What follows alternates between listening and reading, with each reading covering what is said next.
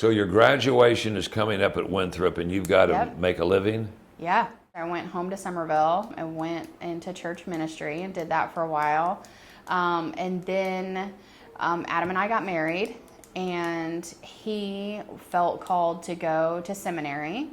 So he was accepted to Erskine Seminary. So we moved back up to the upstate, and he went to Erskine.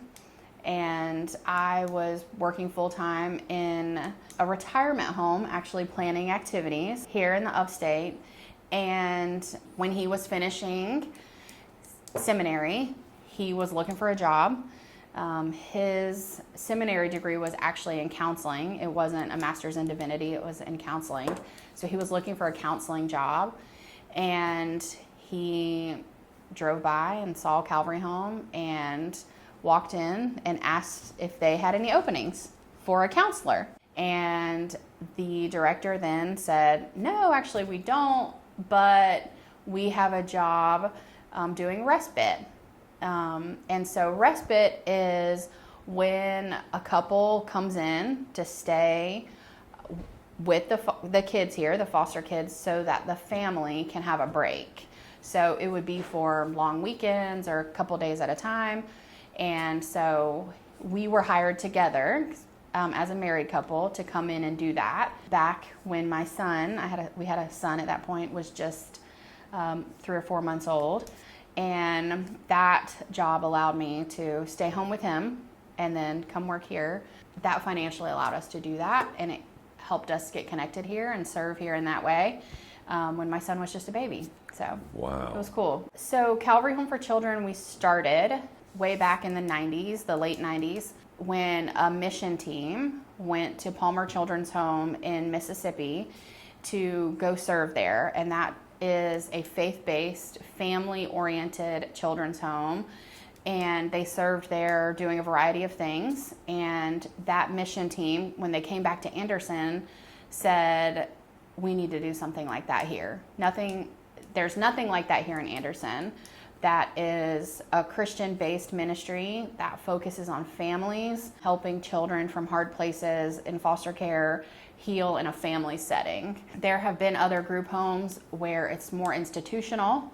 Maybe there is rotating shifts, like something you would see in a hospital, or even rotating shifts like a staff person would come in for 5 days and then be off for 5 days, and someone else would come in for those 5 days and kind of rotate. We don't do that.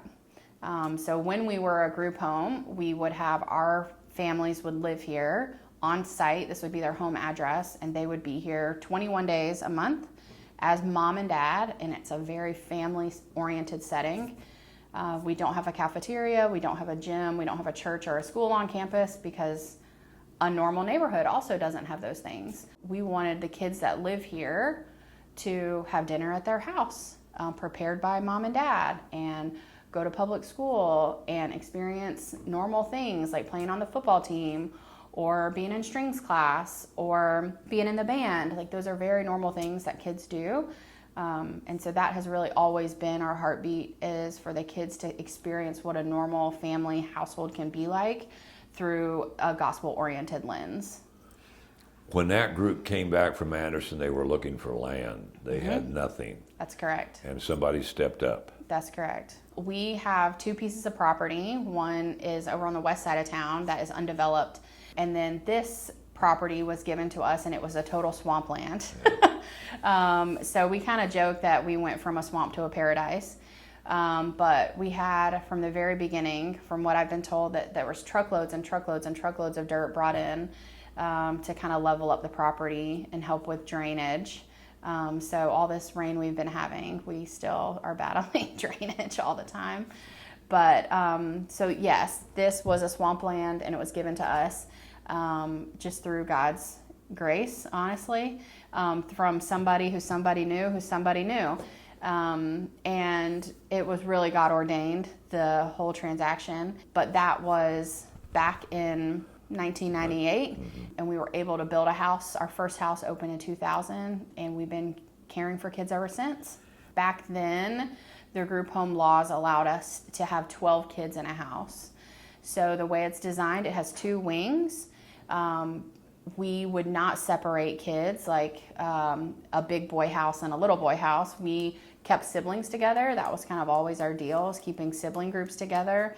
A lot of times you might hear on the news, 6 kids were brought into foster care after this drug raid.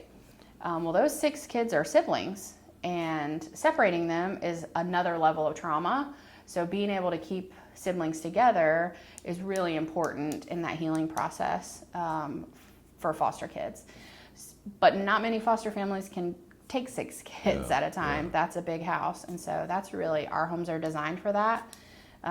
So our first 3 homes were group homes, and they are over 6,000 square feet, and they can hold up to 12.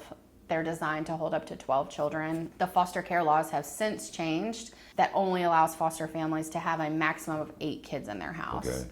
So our bigger homes, they've got extra breathing room, but they were designed and built to hold 12 kids at the initial start.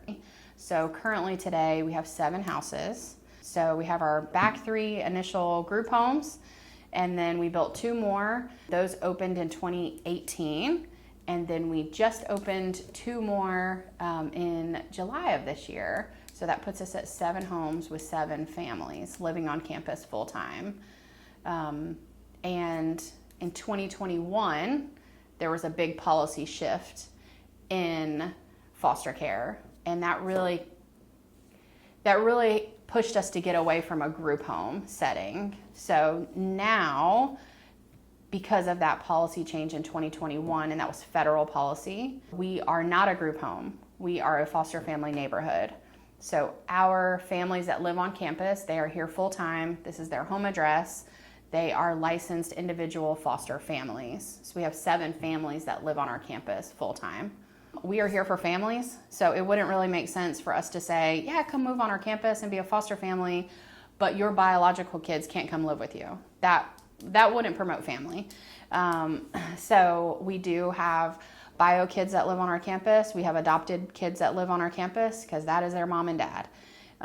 We don't look at a separation between foster or bio or adopted kids. They're all just kids that we're helping take care of and living in this community together. It's really neat when everybody's riding bikes together after school and there's just kids everywhere.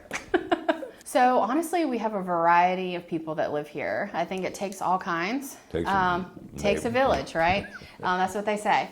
So we have a sheriff's officer who lives here. We have a school teacher. We have an accountant.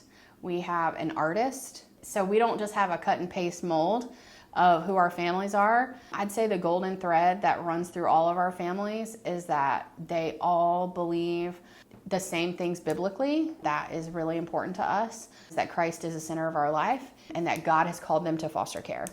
So whatever that journey that brought them here, some of our families, that's because of trauma they went through as kids that really opened up that vision for them, that they wanted to help kids like them. And really that is a beautiful story of restoration and making something good out of something bad. Our foster families are good working people who get out there and work really hard, and then they come home and take care of a lot of kids. But they're setting a really great example for the kids in their house that if you want something, you got to go work for it. And this is what working looks like. We're getting up every day and we're going to work and we're coming home. And what a husband and a wife looks like, and how the same man can come home every day and we're not having to go to a different man, and how a husband and wife treat each other. That our kids are seeing that every day in their house. And it's really teaching them and helping them learn a new way so that when they get older, they can decide, because they've seen both sides of the coin in a family lifestyle. So the majority of our kids come from South Carolina through foster care. So DSS will call our families and say, we have 3 kids that are looking for a home. They've just been brought into foster care because of domestic violence or a drug raid or whatever circumstances it is. Sometimes that's all they know about the kids. We have 3 little girls that are 2, 7, and 9. That's what we know. Here's their names. Are you willing to take them? It's a yes or a no, depending on availability in the house. And sometimes we do get more history. Sometimes that's all we have. When we get a call, if it works for our house, we're going to say yes to try to meet a need, because the need is great. Currently today, there are over 3,000 kids in foster care in the state of South Carolina alone. That's a high number. It has gone down since last year. Last year, the number was around 4,000. So today it's right around 3,300 kids. In the upstate, we're talking 900 kids in the upstate alone. So that's a lot. It's a lot of kids that have been hurting, coming from really hard places. Technically, we have 7 homes on our campus, so we can care for right around 45 kids on campus. And normally, what's the length of time that they'll spend with you? Is there an average? So it has been a variety of things. Kids will typically stay with us between 18 months to 2 years. That's usually what it takes for a mom and a dad to go through a treatment plan, to go through drug rehab, to go through parenting classes, whatever DSS issues for them to go through as part of their treatment plan. The court actually orders those. And that is what they have to do in order to get their children back and to get healthy. And we want to celebrate when a kid or siblings can go home to mom and dad. That is something to celebrate. When a family is restored, we want to celebrate that. And of course, it's sad that we've loved this child for 18 months or 2 years and taken care of them and watched them grow and heal.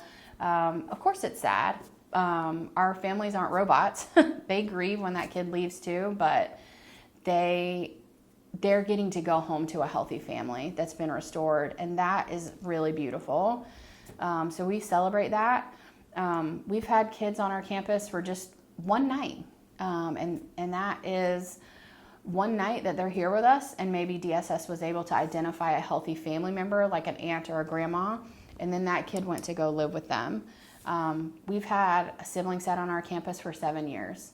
That was an extreme situation, but so we've had a whole variety of things, of time frames, but on average, it's between 18 months to 2 years. You've been executive director how long? Since April of 2023. So you worked yourself into it, basically. Yes. You worked. So when we started as respite parents, when Adam walked off the street looking for a job, then after we did that for a few months, we kind of were promoted when we opened a new house here, and we're house parents for a few years.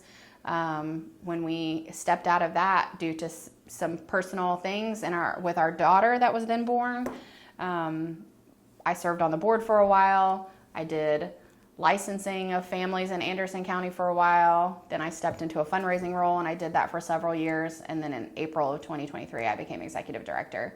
And your main description of what you do is put out fires. Yes. From the time you arrive on campus to you go home, you are putting out fires. Yeah. Some of those fires are a lot, but some of them are fun. We do a lot of fun things too. I did book club with the kids over the summer, which was a delight and a joy. Yesterday I went and picked up kids from school. I do payroll, I take out trash. It's kind of, when you work in a small ministry, you do whatever you have to do. So, give me one story of one of your kids that came through here, left, succeeded, and came back to say thanks. Yeah, I would say it's neat now that we've been caring for kids for over 25 years, right around 25 years, that now some of them are grown, and that's really cool. We have a young man, Cole, who he was kind of one of our OG kids, the original kids, and he is now a whole grown adult with a college degree, and he's married and has a house and a dog, and he can keep his houseplants alive. Like, that is a success, We're not looking for kids to become CEOs or world leaders. We're just looking for them to become family people, and that is a success. So a few years ago, we put on social media that we were looking for sponsors for tickets to the Titanic Museum in Pigeon Forge. And this is so random, but we had a young man on campus, and it was his birthday, and he was turning 13, and his wish was to go to the Titanic Museum. So we were looking for sponsors for that. And Cole messaged us and said that he would pay for the family to go. And, you know, it wasn't a crazy amount of money, but it was a chunk of money. And I asked him, like, hey, what motivated this for you? And he said that when he lived here, someone paid for him to go to computer coding camp. Okay. And he was just a young adolescent, and he said it changed his whole life, being able to go to that camp. And now he's a computer programmer. How about that? And so he said, I don't know if this kid's going to become a historian or just really love boats or something, but maybe it'll change his life, like my life was changed. So that's why he paid for this family to be able to take this kid to the Titanic Museum. And I just thought it was really cool for him to see how someone invested in him and how his whole life pivoted from that moment, and how he could then turn around and do that for somebody else. I just thought it was really, really cool, you know.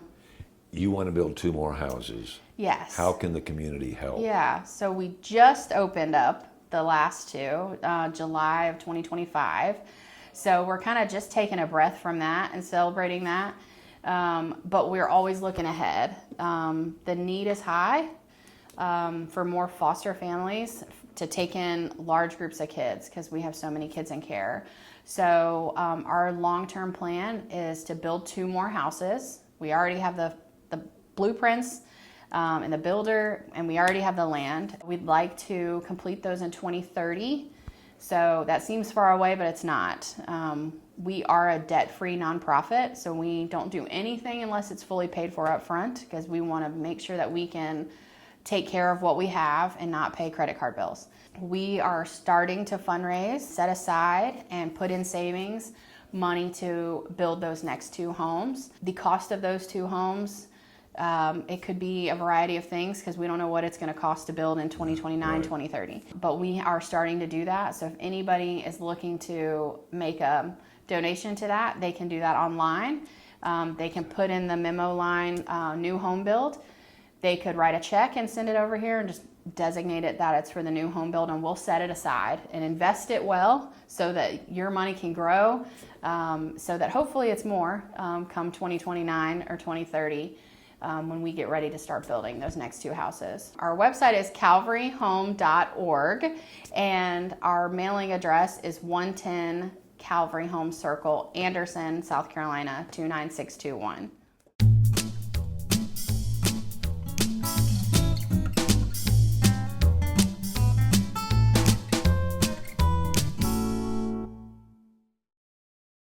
Brought to you by the folks at Anderson County.